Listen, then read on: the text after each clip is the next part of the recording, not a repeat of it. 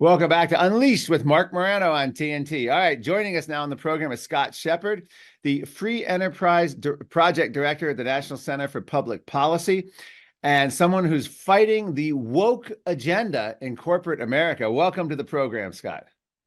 Thanks so much, Mark. Great to be with you. All right, well, tell us, first of all, how did you get involved in fighting wokeism? And 5 years ago, 10 years ago, did you even know what wokeism was? Or 20 years ago? Is it a new phenomenon, or does it have roots back centuries? I mean, tell us your background and then tell us the history of where wokeism came from. Sure. And the answer to your question is both. It stretches back, but it is a fairly new phenomenon. And you asked about my background. I can tell you that for about a decade, I taught in American law schools. But woke hit schools, and particularly law schools, first. So as you know, we had an 80-person faculty. There were 3 conservatives. I was one without tenure. That was too many, and so I got driven out. I got a nice settlement out of it, but it was very unpleasant. So that was my first inkling. I still didn't think it had gotten to corporations yet, but I had an opportunity to work here at the Free Enterprise Project, and was convinced that it was a problem, looked into it, and realized that it really is the greatest existential threat, other than maybe China, to the free West today. It cedes all sorts of basic liberties from people and their fundamental rights to governments and these transnational organizations, and to whatever the lunacy up in Davos, the World Economic Forum, cares to suggest itself as. But that's how I got there, and that's the level of problem we think we're dealing with. Well, so what you're saying is that wokeism, or I guess we'll call it that for lack of a better word, captured academia first, and then it bled into corporate America. Is that a fair assessment? Yeah, well, about 50 years ago, there was a small coterie of intellectuals who they called it this themselves, using Mao's term. They were planning a long march through the American and Western institutions in order to achieve socialism as they saw it and thought it was going to be for the good of the world. And they proceeded to do it. And they attacked academia first. There were always a lot of lefties in academia. And then they took Hollywood. They took the deep state. I mean, why we have a deep state is because they took the administrative bureaucracy. They took public education. They'd had higher education. It got to the point that about the only free organizations and spheres left were corporations and the military. And so they started quietly about 30 years ago working on these corporate executives, got them to move a little left, a little left, a little left without thinking too much about it. And then after Occupy Wall Street, Zuccotti Park, Eat the Rich, that whole crowd shifted far to the left. And we weren't paying enough attention, myself included, until really the summer of 2019, and then the riot summer of 2020. It started to dawn on us that we had a gigantic problem. I was amazed, and you mentioned 2020, it was like within days of George Floyd dying, that Nike announced that they would no longer, sponsor, have anything to do with the Washington Redskins logo. And like immediately the Washington Redskins pulled the name and they became the Washington football team.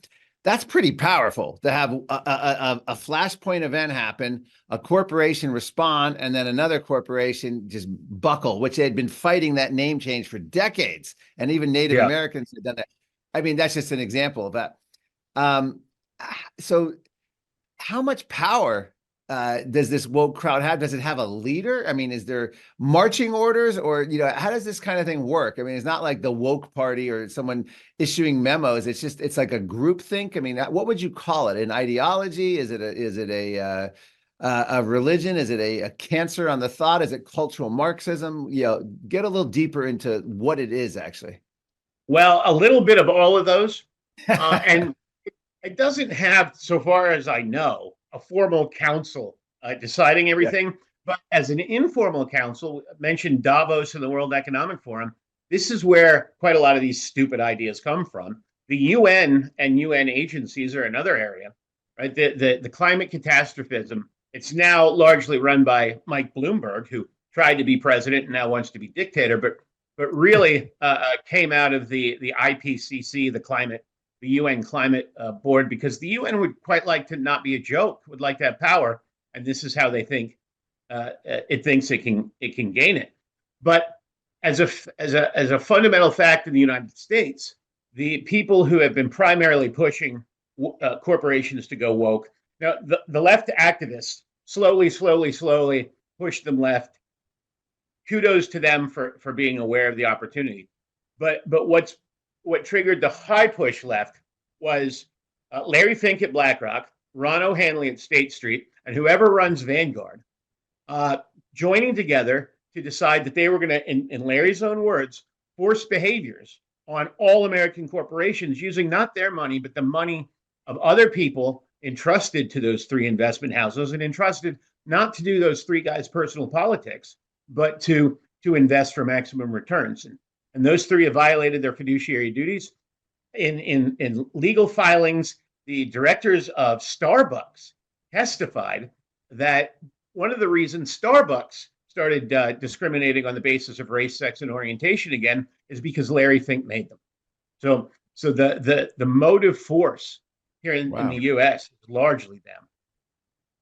What I find that, that you can use the phrase evil genius. I mean, it's almost brilliant, is that these equity asset firms like BlackRock, Larry Fink, are using other people's money to impose this agenda without any democracy. I mean, that's pretty clever. It should be illegal. Is it illegal? And do you ever just marvel at how crafty they are and how, it's kind of like the James Bond villain where you think like, wow, that's a scumbag, but isn't it amazing how far they've been able to carry this so far? Yeah, I mean, I agree with that completely. After all, as Larry likes to point out, he's the son of a shoe salesman who's become a billionaire running trillions of dollars of other people's money. So he has to be really clever, which means, though, that he has to know exactly what he's doing. As to whether this is legal, I think that any sane reading of fiduciary duty would render it a breach of that duty and therefore put all of these directors out of their own pockets in deep, deep trouble. Because under fiduciary duty, you have to act in the objective interests of shareholders, not your own interests, including presumably your personal policy preferences. And so when you make your politics the driving force of what you do with other people's money, you put your own interests ahead of the shareholders. That's called self-dealing, and it means that whoever is found guilty of it has to pay the corporation back for all the damages out of their own personal pockets.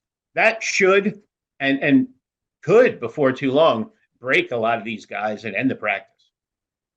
Isn't a lot of it, I guess you'd call it the state attorney generals of a lot of the Republican states, governors like Ron DeSantis. Tell us some of the reforms they're doing to fight against this, corporate government collusion, wokeism, because it seems to me that's our best hope is coming from the states, the attorney generals, and some governors. Yeah, it is really for now, of course, coming from the states. It's the Republican attorneys general, and I want to put in a plug for the red state treasurers and other financial officers. They've been absolutely terrific as well, and we've worked closely with them. What they're doing is passing laws that essentially have states boycott companies that boycott useful industries and industries that the left doesn't like reliable and affordable energy, like gun manufacturing and distribution, et cetera. So you can go through the whole list. Bank of America has rules for who it will lend to and who it won't. And they sent them to me recently, and it turns out they're wholly political. What they consider a risk and not a risk is just reading from a Democratic platform. And so states are starting to move to stop that. They've been warning the big three investment houses and others about the fact that states have antitrust laws as well. They've been trying to, Texas and Florida tried to regulate big tech to stop it from censoring on its platforms. And that, I think, is just being heard this week or was just heard before the Supreme Court. So they're trying a lot of things. I think there's a lot more to do. I think insurance regulation to make sure there's no social credit scoring. I think that expanding state civil rights laws to make it clear that if you force behaviors on others that are equity-based and result in violations of the non-diverse civil rights, the result is you've committed a criminal conspiracy against civil rights and you go to jail in that. And I think that might change some behaviors as well. Now, assuming we get a Republican president next year, what can you do at the federal level? I mean, is there anything systematically you can do to root this out, or is it just going to be you can only trim around the edges? Kind of like draining the swamp. It sounds good, but the reality is when a swamp is that thick and deep, you can't drain it. Is wokeism so embedded in American government, in academia, and our corporate culture that we are, that there's really, it's like one presidential term could even make a dent? Nope. I think that this is still, for a while anyway, completely salvageable. What the new administration would need to do is first set up an ESG exclusion czar, because ESG, equity-based discrimination and decarbonization on political schedules, those have been the whole of government initiatives of the Biden administration. They've tried to implant it everywhere. So instead of doing the haphazard things that conservative administrations usually do, they have to set up a team that will go through and systematically eliminate all of those rules and replace them with ones that protect against that ever happening in the future, and roll back all the legislation that was secretly about ESG, even though it was other things like the Inflation Reduction Act. And then they also have to fairly systematically use all the tools that they have as federal officers. Republicans have hated to use antitrust for nearly 100 years, but what's going on is combinations of interests to keep capital from certain industries, certain producers. That is monopolistic behavior. And so we have to use those tools to smash up the big investment houses, break them up. And we need to revise Section 230 of the 96 Telecommunications Act. Sounds terribly boring, but it's the one that keeps social media companies from being sued when they call completely true statements or just opinions misinformation or disinformation, and block it or downlist it or graylist it or whatever they're calling it these days. It can all be stopped fairly efficiently. All right, well, we're going to take a break. We're talking with Scott Shepard, the director of the Free Enterprise Project at the National Center for Public Policy Research. We're talking about wokeism. And I'd like to ask you about China, social credit system, maybe explain DEI, ESG, all these phrases people hear and how it impacts our life. We'll be right back. It's Unleashed with Mark Morano on TNT. Stay tuned.